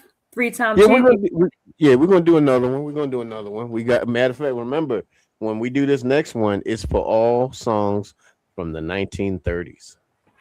Listen, I got you. I got some in So the we bag gotta already. do- You heard the two I came out with already, just off the whim. Right. So we gonna handle that again. We're gonna run that back. We're gonna run that back. And it's gonna be before I release the CD over the summer. Okay. But yeah. We doing fragrances tonight. Yes, we are, sir. Because I'm about to pull mine up off the shelf. I Go just ahead wait. and, I gotta do an unboxing tonight. Okay. Do you, man? Let me get you up on the top screen. If we unboxing. We unboxing tonight. Wait a minute, Burberry Hero. That's what I'm talking about. Got this for Christmas. We have not dismantled our Christmas displays with our gifts yet because we don't know where the hell we gonna put all this stuff. It's crazy. Like literally, me and Sheila's Christmas gifts are still on the chair. So we're gonna unbox this Burberry. Now, if you don't know anything about me, my favorite cologne in the world is Burberry, Mr. Burberry. Mr. Burberry. So, okay. Oh, then you gonna if you've never smelled that, you about to love it. No, never smelled it. I just took the wrap off in front of y'all. Okay. So, classic Burberry bottle. The only other bottle that was different was the plaid bottle they came out with. Yeah. But that was for Mr. Burberry. One Christmas, they did a plaid bottle. Yeah. It has the magnetic top. Really nice. Okay. All right. Let's see what this about. I'm looking for the nozzle. You know, it's always turned weird. Do you do this, Grizz? Do you always turn it? I always turn my nozzle towards the front of the bottle. It got to be at the front of the bottle. I'm anal like that. Okay, so it's not just me. No, I do that with all my fragrances because you don't want it spraying all willy nilly. So not even that, but it just has to be facing forward. Everything has to be uniform. I haven't smelled it yet. Okay. Oh, there it is. It's coming. Ooh. Woodsy. Okay. Very woodsy. I love this. That's grown man shit, bro. That is very woodsy. That's a very woodsy fragrance. Yes. I'm still gonna go get putting it in my cart right now. Let me see. But I don't know if they have it on the box, but usually they do have a smell. Let's see. Oh, the breakdown. Yeah. Let me put my binoculars on. Denon.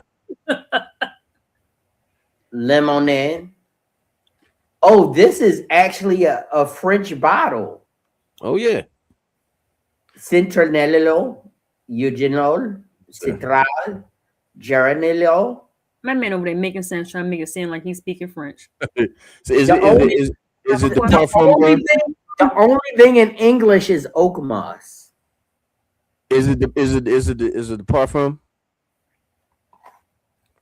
Parfum natural spray vaporisteur. Okay. Voulez-vous coucher? That's what he just said. So the fragrances in that one are amorous, cedarwood, and cypriol. Yeah. It says all of that, but it's in like French. Yeah, which is weird because they're English, London company, but okay. Oh, they play. We gonna make it this may have so what I'm thinking is maybe this was shipped to France. Because all the writing on the bottle, all of the writing on the bottle is in French. Oh, okay. Well, they may have that. I cannot tell you who sent this to me or who gave it to me, but they win hands down. I have not opened any of the other fragrances, so maybe every week from now until they're all opened, I'll bring a new bottle over. That's what's up. Well, shit, I feel bad for opening my birthday present because this year is my birthday present. Okay. Wait a minute, you already had your birthday, so why? Because I would have opened it tonight if we unboxing shit, I would have unboxed it. But this, this is the fragrance. This is how it sits in their box. Yeah. Nice. So this right here, if I could, because I'm wearing it right now, just so y'all know, I'm wearing this fragrance right now as we speak, and I sprayed it this morning. And I'm still smelling it around me. This right here, if you could actually bottle the opening day of spring, it would be this. Hand it here. If you could bottle the opening, you know what, Jay? I'll give you this one. Damn. Nice. Yeah, I'll give you that one. That's your birthday present. You get a lot of good birthday presents. I love it. Because believe it or not, I was telling JB, I went in to buy a different one from this company. This is a niche company. I went in to they have one called Cafe Tobacco. So it's coffee and tobacco. So anybody knows me, that is right up my damn alley. And when they sent it in, I smelled it. I like, oh my God, I gotta have it. And I was on my way to pulling the trigger. And I just said, you know what? Let me try out the other testers because they sent me like 3 other testers. As soon as this one hit my skin, I was laser focused. It was like this got to be it. And as you can see, this is it. I got this. Bring your focus back to your face. Oh, yeah, you went out of focus. Oh, okay. Yeah. But yeah, this is and oh, by the way, also JB, just much like yourself, magnetic cap. Yeah, Gotta love it. But this, but like I said, if you could put actual spring in the bottle, that would be this right here. Yo, I smell so fucking manly right now. I can't tell y'all. I need an umbrella and a motherfucking trench coat right now, and I need to find somebody who's going down to Derby. Oh, God. Well, I don't have a box to unbox. All I got is a tube. It was a What gift. you got? I don't know this. Okay. It's by Michael Malone. I heard. Oh yeah. Citizen Jill. Oh yes, I love that stuff. Listen, New Year's had me smelling like a rich bitch. I said, "Ooh, I smell like money." I look like money too with my little fur hat on. You couldn't tell me shit. With the matching coat. Listen. You know where I was? Where you go? I was sitting upstairs with a bottle of champagne. Not champagne. Yeah, we had out. No, actually, it was a very, very nice bottle of champagne. And oh no, because now this is how nice of a bottle of champagne it was. I had to get some dark chocolate. Well, excuse me. Shit. Yeah. So we had so 10, 9, 8, 7, 6, 5, 4, 3, 1. Pop the bottle. Chocolate. Champagne. I'm saying champagne, but it was a very nice bottle of champagne. Thank you so much, Alicia, for that bottle of champagne. It was amazing. It was actually a present from one of my models that I kept until New Year's to pop. And let me tell you, it was really good. I don't like champagne, but that was a really good champagne and it tasted amazing. And I had a headache all of New Year's Day, but guess what? It tasted good. Because the sugar content is so high in champagne. Yeah. Like in really good champagne, because it's always aged, it's very high sugar content. And it gives me a headache because I don't like liquor with a lot of sugar in it. Now I know alcohol with a lot of sugar, like certain champagnes and certain wines, if it has a ton of sugar, like XXL, man down. Yeah. It makes me so sick. So sick. Oh, really? Like all of the Crown Royals that are flavored. 3 days. Like all of the Crown Royals that are flavored, I can't drink them. I can drink just I can drink just Crown Royal, but all the other ones are just too high in sugar for me. Right. Yeah, I like the taste, but all that sugar and the alcohol on it tear my stomach up. I need to show y'all some ridiculousness before we get up off the screen. Okay. This is all samples. Damn. This is all samples. Now this is one. Mine. I mean, I've got like sister who gave me. He gave me these for Christmas. Right. These he gave me this. Yeah, these are mind game fragrance. Yeah. Well, I'm gonna have to unbox his because he gave me a full box of fragrance, and I haven't opened it yet. So I haven't. This is the first one from Christmas that I've opened. Oh, by the way, one of them is the CK All. That's what the CK was, Grizz. Okay, CK All. Okay, the black bottle. I don't know. It's still in the box. Like Calvin Is it in a black box? No. It's a white box. Yeah. Oh yeah, that I had. Yeah, that is that's summertime certified, brother. So I got winter right here with the Woodsy. I got summer. I've got whatever. I don't know what. I don't even remember because it's a Arabic fragrance that John gave me. Right. So, and I have more boxes over there, including Hero #2. I told you. I got another box of Hero that's by a different company. Why in that moment you got on the screen and is laughing like that? You was looking like one of the Who's from Whoville. Because he know why. You was giving Whoville for a He second. gave me he hit the Grinch on. Okay, well, actually, I've opened that box. So can I share? Can I Of share? course, brother. I'll be right back. Go ahead. Oh, did you get the link I sent you, Grizz? Oh, what you The want to name put of it the, up on the name screen? of the song. Oh, you can, but I like how the horns come in. But the name of the song is hilarious, so you can imagine what the lyrics are like.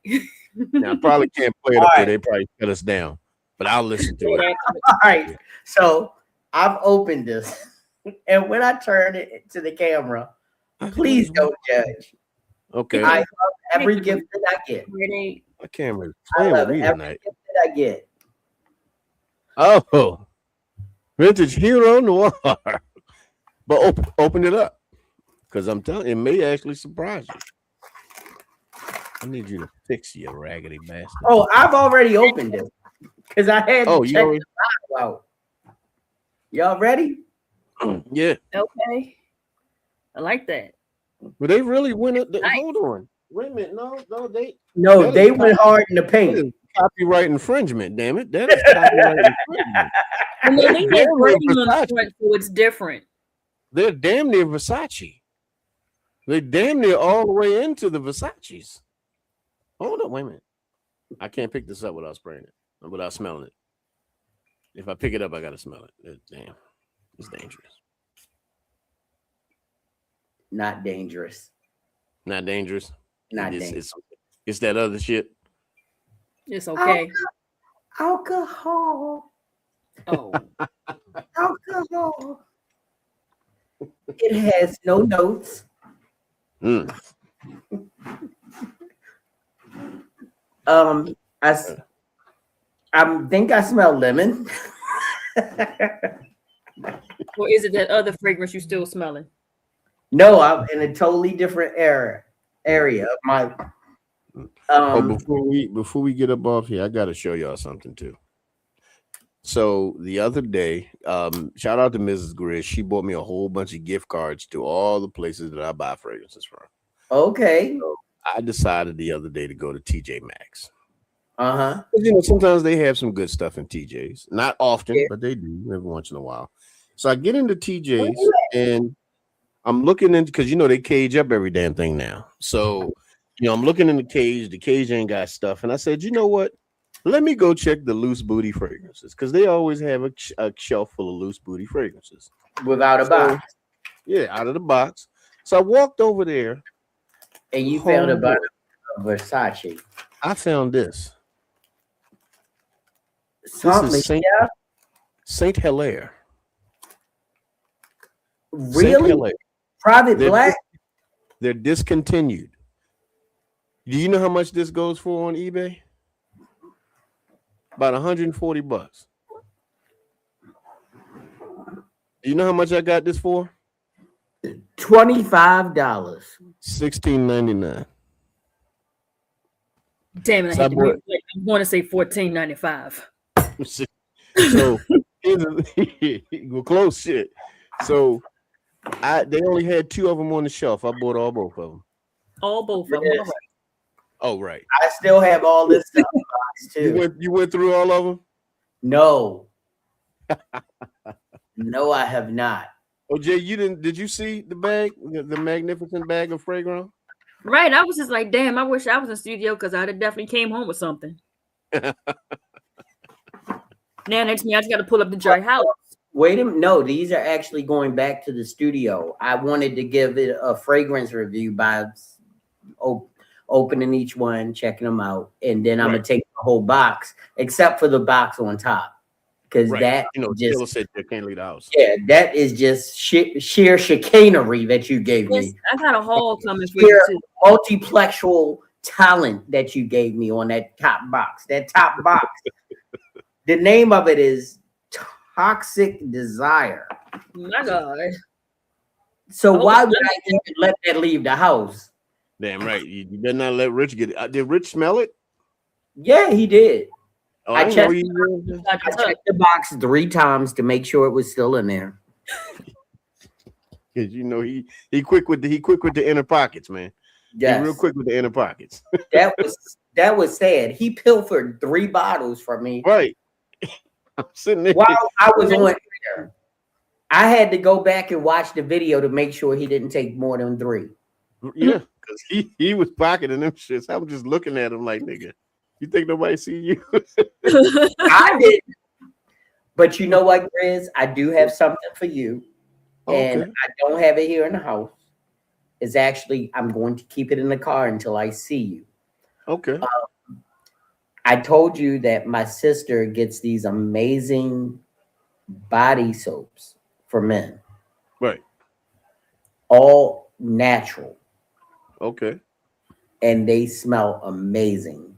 And I definitely have to give you some of them because when Miss Grizz come in the shop in the bathroom, when you're in the bathtub taking your little soap, and she rubs that soap on your back, and you smell that fragrance coming off of that hot water, You bruh. trying to make us pregnant. Yes, I am. Yes, I am. We I too want old. y'all. I want y'all to have a grandbaby. That's what we gonna have. We too old to actually have a baby. It's gonna be a Benjamin Button. Wow. You know what's crazy? Somebody just inboxed me talking about something. I'm a pop. As you saying y'all gonna be a grandfather. Man, look, when we get off here, I'm gonna show you. I cannot wait for the day that I'm a grandfather, because that I'm telling you, when because it's gonna be Brittany when she sent that little baby boy girl over here to Baltimore. When they come back, Positively rotten. can you imagine when Joanne get her hands on the boy All girl? I'm saying is the baby not gonna go back to her because she gonna be like, just keep it because I don't know what to do with him. We probably look, the baby will probably go home in his own private jet. Y'all done created a monster. I don't know what to do here. Y'all have fun with that. It's gonna be like, this is only for baby girl when she come to see us. So it has to sit on the tarmac till she comes to see us. Right. Mm-hmm. My family don't play about spoilage. Jay has been at one of our Christmas Eves. She knows we don't play about spoilage. Everybody gets spoiled on Christmas. It don't matter if you family or friend. If you came over at Grizz, you might leave with a bottle of Versace vintage. You don't know what could come out those bags. Shit, man, don't make me come. Am I lying, Jay? Oh, take me a bottle of Versace vintage. We gotta have another karaoke night. That was fun. Oh, we're gonna have one at the studio. I'm gonna go back to throwing some karaoke nights at the studio so we can have some grown man fun. You drink what you want to drink. We eat what we want to eat and have some fun, because I think that's when I lost sight of what my studio was about. I think my studio was about work during the day and grown fun during the night. Turn up midnight. We used to have some amazing nights where we just had fun. Everybody enjoyed themselves. And guess what? I'm paying for that shit for 24 hours a day. Right. That's my shit. So Yeah, whenever I want to do it, I'm going to do it. Yeah. You paying your damn money. Can't tell me when to use my shit. No, they don't. Okay. And they soundproofed half of my the building, so that I could do whatever I wanted to do when I wanted to do it. Okay. Well, shit. Then There was a dog barking at the beginning of my podcast because they let a dog out on the roof. Yeah, I heard. Yeah, we heard pup. Yeah. Well, anyway, JB. I also have a counter for that. You know that I could cut the radio. Radio. Goddamn. I could cut my computer on in my office and play dog whistle sounds. Wow. Dog whistle sound. Yeah, we won't hear it. We'll be on the podcast, but the dog will hear it, and it'll make them run in the house. Oh, next time do that shit. Download that shit. To the living room. Download that little bad. Get your ass in the house. No, they be trying to get the dog to come out, and he won't come outside because the whistle is blowing. He can't make it. So, well, JB, I think we have done a damn good job tonight on tonight's podcast. So, do me a favor, let the folks know that we are back in 26. Let them know where they can find you at every single Monday night. let me tell you, it's a new year, 2026, and we don't have no tricks. All we got is straight entertainment. Mondays, 8:05. The Grown Man Click podcast with me, Scott T, Richie Rich, the Slut Gang CEO Emeritus, my boy Van Gogh, and of course, B Maeve. We come in, we gonna give you some topics, we're gonna give you some great entertainment, and you get to participate. It's not like you just hear us talking. We'll bring you up on the screen. You don't like what we saying? We still bring you up on the screen. My boy Grizz, my wonderful love, Jay Nicole will be there. All of the wonderful talent that you see here will be there on Monday nights at 8:05. So please check out the Grown Man Click podcast with me, Scott T, Richie Rich, my boy Van Gogh, B Maeve. B Maeve. You need to check us out. Because he was glitching. I was glitching. You was glitching. You was like, It's like the Brady Bunch now. They used to be 4. Now there's a lot of motherfuckers. It's like 30 motherfuckers now. you can see the wheels spinning like, oh, I forget. So Jay, the other night when you was mad at me, it's because I gotta remember 14 names when I'm introducing the show. I'm thinking, But I'm Lord, looking at you like, I couldn't see. Do you understand that I'm doing 14 different things? I mean, it's almost to the point where we now have a production team. Well, So they're gonna have to start calling out the names. we have Miss my Michelle names up on the screen. and we have Miss Sheila back there. So they're taking care of the production, but I'm still operating the screen right now until they get comfortable with because you seen it's. Oh, you haven't been there yet, have you? Jay haven't been there yet with the multiple camera shoot. Yes, I have. When? See, you glitching. You had it on Christmas when we was there. And you showed it to us. I remember showing it to y'all, but I didn't remember you being in studio with it. I think I was sitting beside you. I was drinking. Shut up. So anyway. Right here.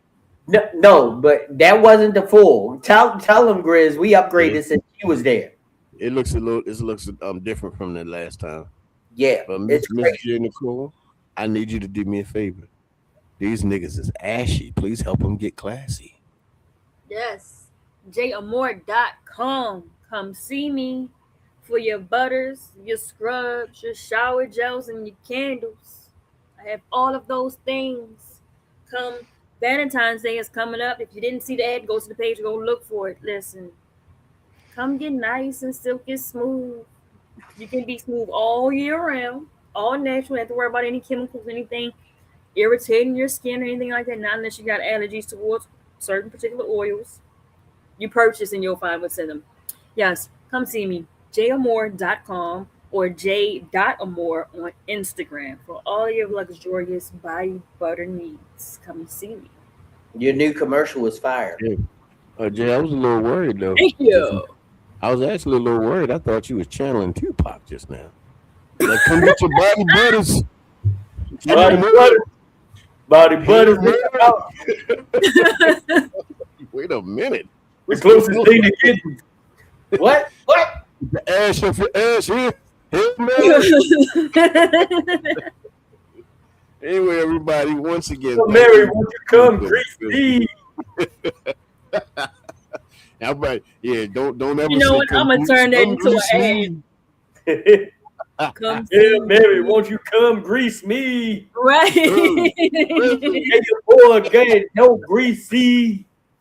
What do we have here now? You want your body butters. Butters. Don't do that shit. I'm about to go make it a song. 1 second. Oh my God. Anyway, guys, I want to thank you guys for coming over here to Sophisticated Grizzly. Please make sure that you like, share, and subscribe to the content because it helps the channel to grow. Oh, and by the way, I don't know if you guys knew about this just yet, but there is something else that you can do to help your favorite content creator. Hype me up. Let's go. Hype me up. Do it now. Hype me up. Let's go. Hype me up. Do it now. Hype me up. Let's go. Hype me up. Do it now. You gotta hype when you like. Hype it when you like it.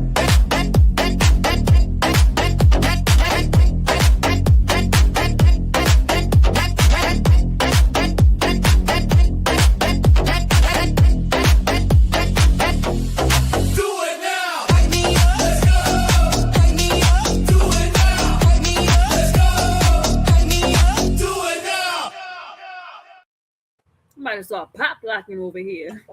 Idea. Let's That's do right, it, everybody. man. That is a new feature available on YouTube channels. They get an opportunity to hype up your favorite content creator. And if I so happen to be that favorite content creator, please go ahead and hype up the video, like, share, and subscribe to the video. It all helps the channel to grow. Make sure you hit the bell icon so you get notified each and every time we upload a video. My name is Mr. Diaz Teddy, and if we like what we had to say, we love you, appreciate you. Please continue to come back and bring all your friends. And if you don't like what we had to say, you got a problem with what we had to say, you got some shit that you need to say about what we had to say tonight, you already know what it is. You can go ahead and shut your mouth. Shut your black ass mouth. Have a good one.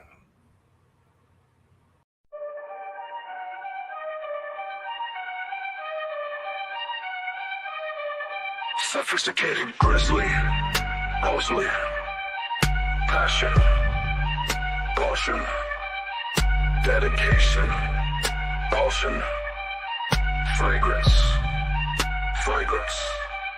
summer leader, caution, deal is Teddy, it's time, caution, deal is Teddy. Grizzly, sex appealed, caution, passion, caution, dedication.